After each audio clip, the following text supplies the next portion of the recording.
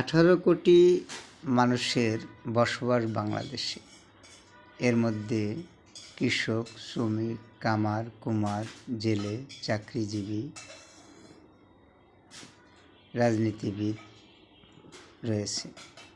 আবার দেশের অর্ধেক অংশ মহিলা, যার বেশিরভাগ মহিলারাই হাউসওয়াইফের কাজ করে থাকে। আমাদের দেশের দুর্নীতির কথা বলে 18 কোটি মানুষের গায়ে এই দুর্নীতির প্রলেপ দিয়ে দেওয়া হয়।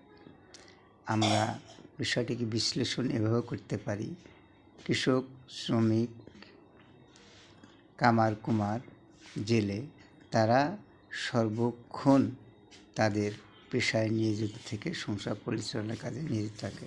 তাদের যেমন একদিকে দুর্নীতি করার কোনো সুযোগ কম, তেমনি তাদের মানসিকতাও দুর্নীতির দিকে কম কাজ করে।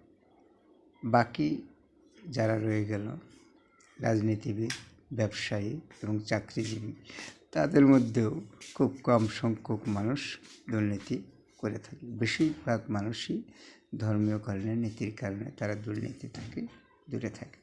তাহলে এই স্বল্প সংখ্যক বা স্বল্প পার্সেন্টেজের মানুষের দুর্নীতির কারণে বাংলাদেশকে আজ দুর্নীতিগ্রস্ত দেশ হিসাবে পৃথিবী থেকে আখ্যায়িত করা হচ্ছে।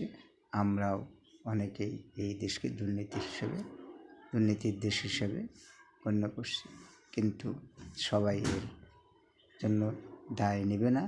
যে কয়জন এই দুর্নীতির সাথে জড়িত তাদেরকে ব্যবস্থা করে এখনই দেশকে দুর্নীতির সেই অপবাদ থেকে মুক্ত করা প্রয়োজন।